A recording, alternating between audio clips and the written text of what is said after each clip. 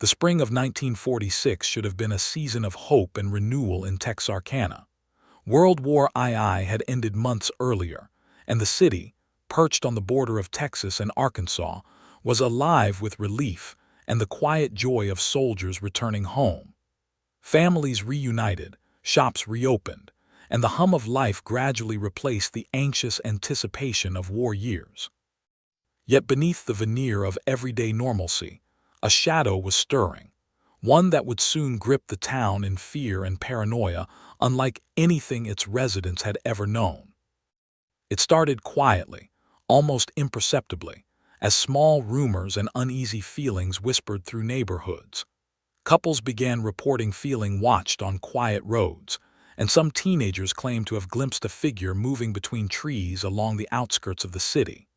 But no one expected the horror that would arrive on a cold Friday night in late February, an event that would mark the beginning of one of the most infamous crime sprees in American history. Paul Martin and Betty Jo Booker, both in their early 20s, decided to take a drive along one of the secluded back roads popular with young couples.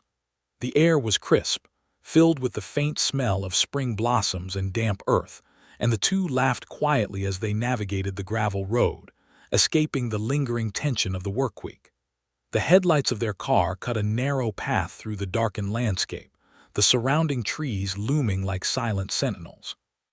Unbeknownst to them, someone had been watching these roads, studying patterns and habits, waiting for the perfect moment to strike. A shadow detached itself from the trees, a man in a mask carrying a pistol. He emerged silently into the faint glow of the headlights. Paul slumped against the steering wheel in shock as Betty Jo screamed, the sound piercing the still night. The attacker moved with calculated precision, forcing the couple from their car. His voice was muffled, distorted by the mask, but commanding, cold, and frighteningly confident. Shots rang out. Paul Martin was struck and fell to the ground, mortally wounded. Betty Jo, grazed by a bullet, ran blindly into the darkness, guided only by the moonlight and the sound of her own panicked breathing. By the time neighbors called the police, the masked figure had vanished into the night. Investigators arrived to find Paul dead in the road and Betty Jo in shock, able to recount only fragments of what had occurred. Texarkana, a city that had once felt safe under the wide-open southern skies, was thrown into terror. People locked their doors, barred their windows, and whispered to one another about the randomness of such violence. How could someone attack innocent couples without warning? Why here? Why now? The second attack followed just a few weeks later. Jimmy Hollies and Mary Lou Hayes, another young couple, had parked along a lover's lane just outside the city. The night was clear, the stars faintly twinkling above, when a masked man emerged from the shadows, armed and moving with frightening assurance. Witnesses later described him as unnervingly calm, almost detached, in contrast to the violence he inflicted. Jimmy was shot multiple times, and Mary Lou narrowly escaped, fleeing toward the highway in terror. Once again, the assailant disappeared without a trace, leaving behind chaos, fear, and a growing sense that Texarkana was being hunted. These early attacks marked the beginning of what would become known as the Texarkana Moonlight Murders, a series of violent assaults that would paralyze a community. Law enforcement, already stretched thin in the post-war period, scrambled to respond. Police increased night patrols, set up roadblocks, and warned citizens to avoid isolated areas after dark. Yet the attacks continued, unpredictable and seemingly random. The assailant, soon dubbed the Phantom Killer, remained unseen, leaving investigators frustrated and townspeople terrified. Texarkana's residents tried to maintain normalcy despite the fear. Families went about their daily routines, children attended school, and businesses opened for commerce. But each evening brought the same apprehension, the fear of shadows moving along quiet roads, of headlights revealing a masked figure in pursuit, of hearing the unmistakable crack of gunfire in the night. Parents warned their children, neighbors watched one another, and couples abandoned the very roads that had once symbolized freedom and young love. Rumors spread faster than facts. Some residents claimed to have seen the phantom lurking near cars before attacks, while others swore they had glimpsed him standing silently at intersections or disappearing into the woods. Each report was dissected by anxious townspeople and circulated by the local press. Newspapers, initially cautious, began publishing frequent stories, sometimes sensationalized, warning citizens and offering crude sketches of the masked man. Each article amplified the fear, and soon the Phantom Killer became more than a criminal. He became a living symbol of terror. Law enforcement faced unprecedented challenges. Texarkana straddled two states, and cooperation between Texas and Arkansas police departments was complicated by jurisdictional issues and differing procedures. Investigators interviewed witnesses, followed leads, and tried to anticipate the killer's next move, but the randomness of the attacks thwarted them at every turn. Was the assailant local, familiar with every back road and lover's lane, or was he a transient, passing through the city at will? His elusiveness suggested meticulous planning or an innate understanding of the town's geography, and investigators were left chasing shadows. Psychologists and criminologists later speculated about the Phantom's motives, examining his apparent targeting of young couples and his willingness to attack at night. Some theorized that the attacks were sexually motivated, others that they were acts of sheer power and control. The Phantom seemed driven not by money or personal vendettas, but by an urge to terrorize, to assert dominance over the very innocents he attacked. The mystery only deepened with each new incident, as the killer left no fingerprints, no notes, and no consistent patterns beyond his chosen victims. Texarkana's social fabric began to unravel under the stress. Couples no longer ventured out after dark, and social gatherings shrank as fear took precedence over entertainment. Community leaders tried to reassure citizens, holding town meetings and coordinating with law enforcement, but the reassurance was thin against the palpable anxiety that gripped the city. Windows were barred, back doors bolted, and gun sales reportedly increased as people armed themselves against the invisible threat. By late spring, Texarkana was a city in lockdown at night. Lovers' lanes, once a symbol of youthful freedom, stood empty, the cars that once dotted the edges of the roads now absent. Families whispered about the Phantom Killer over dinner tables, speculating on where he might strike next, and which young couple might become his next victims. Every sound in the night, rustling leaves, a distant engine, the hoot of an owl, was cause for alarm. The investigation intensified. Police collaborated with the FBI, attempting to cross-check descriptions, canvass witnesses, and understand the assailant's psychology. They interviewed neighbors, collected ballistic evidence, and tried to piece together timelines. Yet each clue seemed to vanish like smoke. The Phantom's ability to strike suddenly and disappear with impunity made him both terrifying and frustratingly elusive. By the time summer arrived, the Phantom Killer had attacked multiple couples, leaving a trail of fear, grief, and unanswered questions. Texarkana had become a city haunted by the night, its residents forever changed by the presence of a predator who seemed to embody darkness itself. Every shadow on a quiet road became a potential threat. Every rustle in the trees hinted at an unseen menace. And while law enforcement worked tirelessly to capture him, the Phantom remained just out of reach, a ghost in the night, his motives unknown and his identity a mystery. Texarkana would never again feel entirely safe under the southern moonlight. The memory of those first attacks and the terror they unleashed would linger for decades, becoming the foundation of an enduring legend, one that would inspire books, documentaries, and even the cult classic movie The Town That Dreaded Sundown.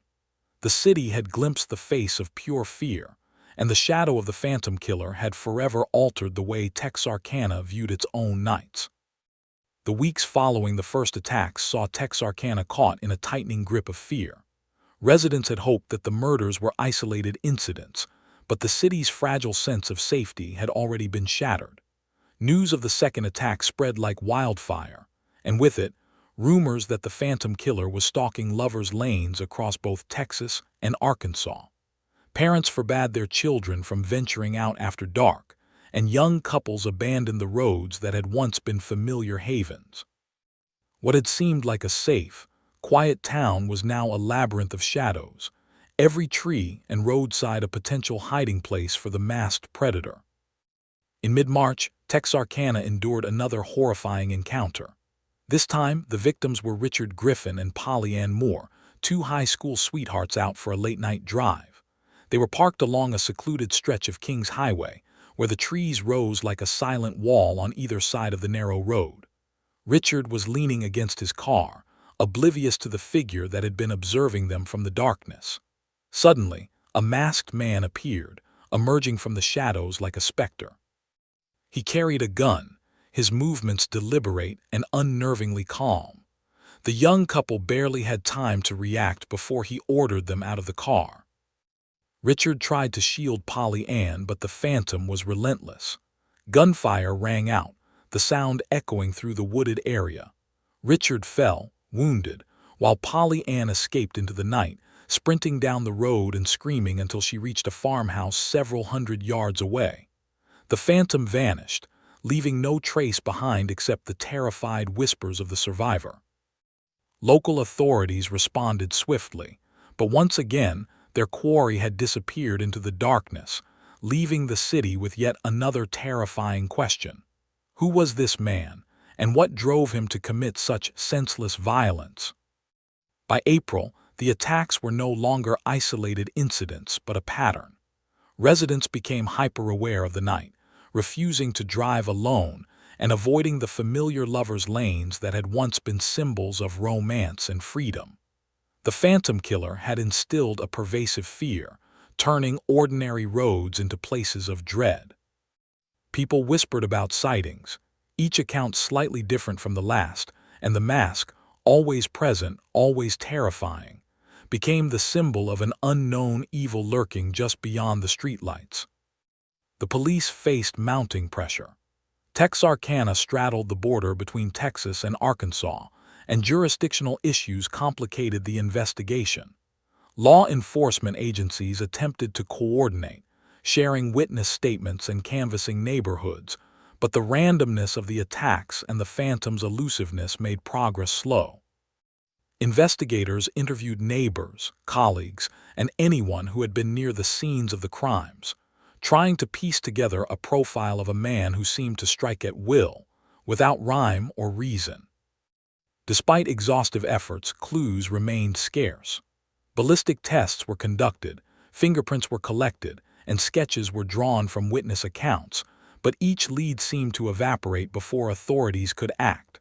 The phantom left no messages, no personal items, and no discernible patterns aside from his choice of victims: young couples, isolated roads, and moonlit nights. Experts speculated on his psychology, theorizing that he was driven by an obsession with control and dominance, and possibly sexual motivations. Others argued that he was a transient, someone moving from town to town, hunting for victims wherever opportunity presented itself. As the weeks turned into months, the social fabric of Texarkana began to fray under the weight of anxiety. Community events were canceled or postponed. Businesses adjusted their hours, closing earlier to accommodate the growing fear. Families huddled indoors at night, and strangers passing through town were eyed with suspicion. Every noise in the dark, the rustle of leaves, the whistle of wind, the creak of a gate, became a source of terror. People slept with doors locked and lights on, hoping that vigilance could offer protection against an assailant who had already shown he could strike anywhere, at any time. In May, the city experienced another chilling encounter. A teenage couple, Tommy Henderson and Linda Carver, parked near a quiet stretch of the railroad tracks, were confronted by a man in the same distinctive mask. Witnesses later recalled hearing the sharp command of a voice muffled behind the mask, followed by the sound of gunfire. Tommy was wounded, while Linda ran for her life, screaming until she reached a nearby farmhouse. The assailant, as always, vanished into the night, leaving behind only fear and the unanswered question of why he targeted these innocent young people. Texarkana's press coverage intensified. Newspapers ran front-page stories detailing the attacks, often accompanied by sketches based on witness descriptions. Headlines screamed warnings: "Phantom Killer Strikes Again," "Texarkana Terrorized by Masked Gunmen," "Couples Warned to Avoid Night Roads." While the stories were intended to inform and protect the public, they also amplified fear. Some residents claimed to see the masked figure even where he wasn't, as paranoia and anxiety spread through the city like wildfire. The FBI, increasingly concerned by the escalation, sent agents to assist with the investigation. They reviewed police reports, interviewed survivors, and studied the locations of the attacks. Profilers attempted to create a psychological profile, theorizing that the phantom was methodical and meticulous, capable of blending into the background, and possibly highly familiar with the town's geography. Yet despite modern investigative techniques of the time, the phantom continued to evade capture, his identity a complete mystery. Texarkana's residents responded in other ways. Some bought guns for self-protection, while others installed alarms and barred windows. Neighborhood watches became common, with groups of men patrolling streets at night, but none of these measures seemed enough to prevent the attacks. The Phantom Killer operated with impunity, his presence a constant threat that no amount of preparation could fully eliminate. The attacks also left a lasting psychological impact. Couples, once carefree and adventurous, became cautious, hesitant to leave the safety of well-lit areas. Families worried for the safety of their children, and the city's sense of innocence eroded under the weight of constant fear. Every evening, as darkness fell, Texarkana transformed into a city on edge, its residents waiting for the next report of gunfire and the next victim to fall prey to a predator who seemed to exist solely to terrorize.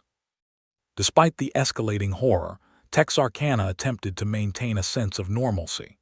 Churches held special meetings to address community fear, businesses offered late-night services with added security, and schools held discussions about safety. Yet the Phantom Killer's shadow loomed over every corner of the city. Witnesses continued to report glimpses of a masked figure, sometimes described as tall and thin, moving with stealth and precision. Other times, residents heard unexplained noises or gunshots that seemed to come from nowhere, heightening the sense of vulnerability and suspense. By summer, Texarkana was living under siege. The Phantom Killer's attacks had become more frequent, each incident leaving a scar on the city's psyche. People avoided lovers' lanes entirely, teenagers stayed home, and couples who ventured out traveled in groups or remained in well-populated areas. Rumors flourished, some claiming to know the Phantom's identity, others insisting that he was a supernatural presence rather than a man. The fear was contagious, spreading faster than the facts could be confirmed. Investigators grew increasingly frustrated. Despite sketches, eyewitness accounts, and intensive patrols, no arrests were made. The Phantom's ability to strike and vanish without a trace confounded law enforcement and left the city in a state of permanent alert. Each new attack was unpredictable, each night a potential encounter with death, and each rumor a possible clue or a false lead. Texarkana's residents, already exhausted by months of fear, learned to live with uncertainty, hoping that the Phantom would eventually be caught before more lives were destroyed. By the end of Part 2, Texarkana had experienced multiple attacks, the city's nerves stretched to breaking, and the Phantom Killer had firmly established himself as a figure of terror and myth. While law enforcement continued their investigation, the attacks had already altered the daily lives of every resident, embedding the fear of the night into the very soul of the city.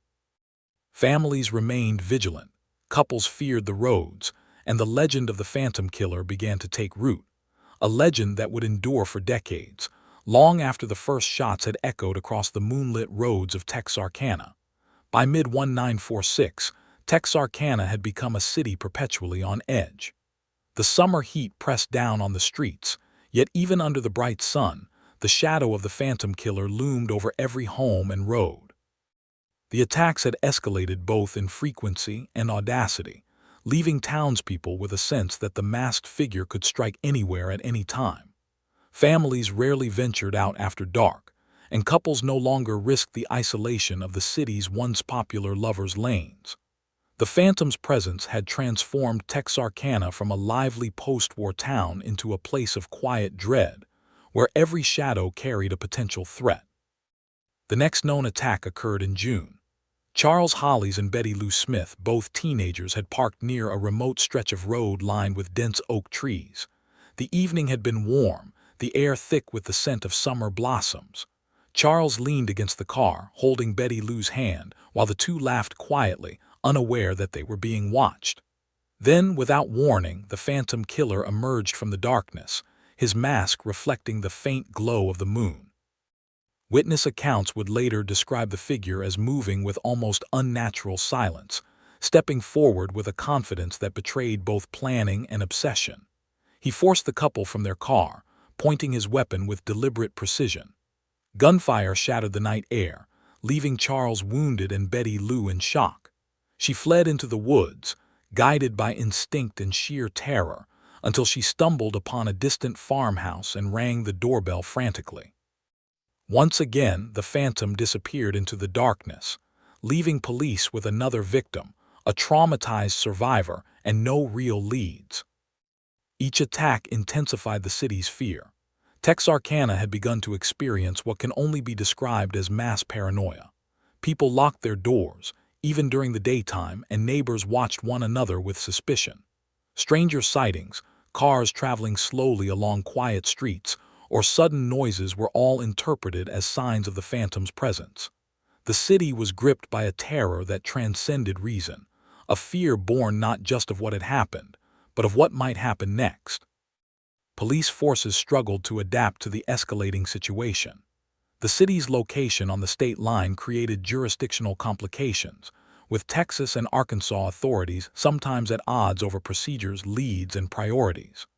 Coordination meetings became tense, with officers debating which incidents fell under whose responsibility. Despite these hurdles, law enforcement worked tirelessly, canvassing neighborhoods, interviewing survivors, and conducting stakeouts along isolated roads. Yet the phantom's unpredictability and elusiveness left them constantly one step behind. By July, a new attack further rattled the city. Kenneth and Virginia Smith, unrelated to the earlier Betty Lou Smith, had ventured out to a secluded picnic spot along the river. The phantom emerged as they relaxed, masking his intentions behind a calm and measured demeanor. Kenneth attempted to confront him, but the assailant fired without hesitation, wounding Kenneth and forcing Virginia to flee along the riverbank. She eventually reached a cabin where she alerted authorities, but by the time officers arrived, the phantom was gone. Texarkana was left with a growing body count, mounting fear, and the gnawing realization that the masked man could strike anywhere, anytime. Survivors' accounts provided fragmented glimpses into the mind of the phantom. Those who lived through his attacks described him as methodical, calculating, and seemingly emotionless. He never spoke more than necessary, his voice muffled by the mask, yet each word carried authority and menace.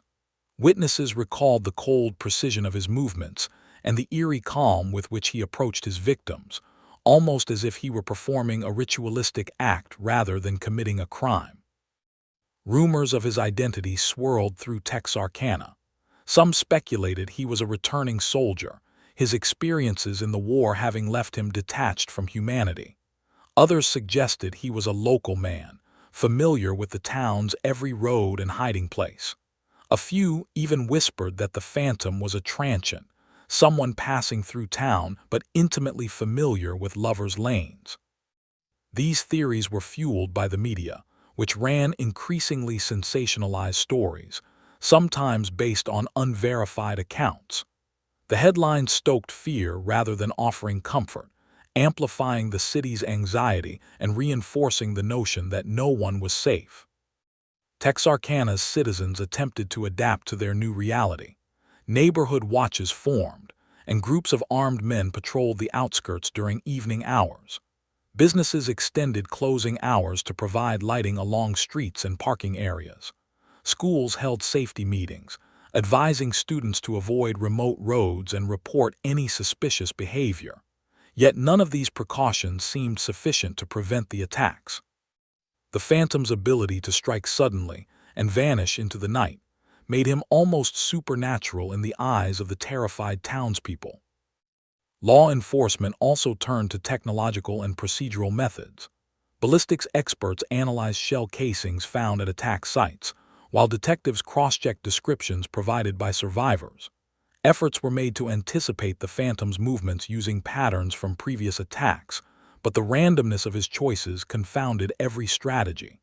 Each time a lead seemed promising, the killer would strike elsewhere, leaving the investigation in a constant state of frustration and urgency. By August, Texarkana had experienced at least 6 attacks in as many months. The city's sense of community and normalcy had been eroded, replaced by a culture of vigilance and suspicion. Couples avoided public outings, parents closely monitored their children, and even casual visitors to the town were watched closely by anxious residents. The Phantom Killer's impact was no longer limited to his victims. He had instilled a pervasive fear that touched every corner of Texarkana. Media coverage, while providing information, also intensified the hysteria. Newspapers published sketches of the Phantom based on witness descriptions, each drawing slightly different, emphasizing the masked figure's menace. Radio broadcasts relayed warnings and interviews with law enforcement, yet the stories often emphasized fear over reassurance. By now, the term Phantom Killer was widely used in both local and regional media, giving the figure a name and cementing his status in the collective consciousness of Texarkana. The combination of escalating attacks, conflicting theories, and intense media coverage created an environment ripe for rumor and speculation. Some citizens claimed to have seen the masked figure loitering near roads without attacking anyone, suggesting he was choosing his victims carefully. Others reported strange noises and glimpses of a shadow moving in wooded areas, reinforcing the sense that the Phantom was everywhere and nowhere at once. Fear had become a constant companion for every resident, shaping daily routines and altering behavior in profound ways. In response to public pressure, law enforcement expanded patrols and increased nighttime presence in the city. Officers worked in pairs along known lovers' lanes and rural roads, while checkpoints were established to monitor unusual traffic. Yet despite these measures, the Phantom continued to strike unpredictably. Witnesses often provided descriptions too vague to be useful, and any attempt to profile him was hindered by the lack of consistent evidence. His ability to strike and disappear, without leaving behind a trace, remained the defining challenge of the investigation. By the end of Part 3, Texarkana had endured a string of attacks that had left the community on edge, law enforcement frustrated, and the Phantom Killer firmly entrenched in local lore. Survivors' accounts painted a picture of a methodical, merciless figure, whose motives remained unknown and whose identity was a mystery. The city's daily life had been fundamentally altered, as fear dictated behavior and reshaped interactions. The legend of the Phantom Killer had begun to grow, and the sense of dread he inspired would continue to haunt Texarkana long after the night had passed. By late 1946, the city of Texarkana was gripped by a terror unlike anything its residents had previously experienced. The summer heat gave way to cooler autumn nights, yet the darkness carried the same lurking menace that had haunted the city since February. The Phantom Killer's attacks had become both more frequent and increasingly brazen, leaving townspeople afraid to venture out even in groups. Streets that were once familiar had transformed into potential death traps, and every isolated road was viewed with suspicion. In September, one of the most terrifying attacks occurred. A young couple, Bobby Green and Mary Helen Jackson, decided to take a drive along one of the rural roads south of Texarkana, unaware of the predator watching them from the darkness. The night was clear, the moon hanging low in the sky, casting elongated shadows across the road. The Phantom appeared suddenly, moving with the same eerie silence that had characterized all of his attacks. Armed and masked, he ordered the couple out of their car. Gunfire rang out and Bobby was hit multiple times, leaving Mary Helen to flee blindly into the woods. She stumbled through the underbrush for nearly half a mile before finding safety at a nearby farmhouse. Once again, the phantom vanished, leaving no trace of his movements or motivations. Texarkana was now living under siege. Every evening brought the same anxiety, every shadow a potential threat. Couples no longer dared to take evening drives, and young people avoided outdoor social activities altogether. Parents grew protective, installing extra locks, and neighbors patrolled the streets vigilantly. Schools held safety meetings, advising students on avoiding isolated areas and reporting suspicious figures, while local businesses adjusted their hours to ensure that streets were well lit during the night. The phantom's mere presence had reshaped the behavior of an entire city. Law enforcement's frustration intensified as the attacks continued. The dual-state jurisdiction complicated every aspect of the investigation. Texas and Arkansas officers sometimes clashed over authority and investigative strategy, slowing progress. Local police had conducted exhaustive interviews with survivors and eyewitnesses, collected ballistic evidence, and created composite sketches, but none of these measures yielded a breakthrough. The phantom's ability to appear suddenly, commit his attack, and vanish without a trace made him almost untouchable. Investigators began considering a list of potential suspects, though none ever panned out. Men who matched the vague descriptions were interrogated and often released due to lack of evidence. Some townspeople speculated about returning soldiers with violent tendencies, while others suspected local residents familiar with the roads and hidden paths. Every lead seemed promising, only to dissolve into frustration when the phantom failed to appear where authorities anticipated. His elusiveness had begun to border on the supernatural in the public imagination. The media played a significant role in shaping Texarkana's perception of the killer. Newspapers continued to publish sensational headlines and crude sketches of the masked man, emphasizing the danger while offering little comfort. Stories appeared detailing every reported sighting, attack, and rumor, each feeding the growing paranoia. Radio broadcasts added to the tension, broadcasting warnings late into the night and replaying survivor accounts in dramatic fashion. The repeated coverage turned the phantom killer into a symbol of fear itself, and the terror that gripped Texarkana began to spread beyond the town's borders, capturing national attention.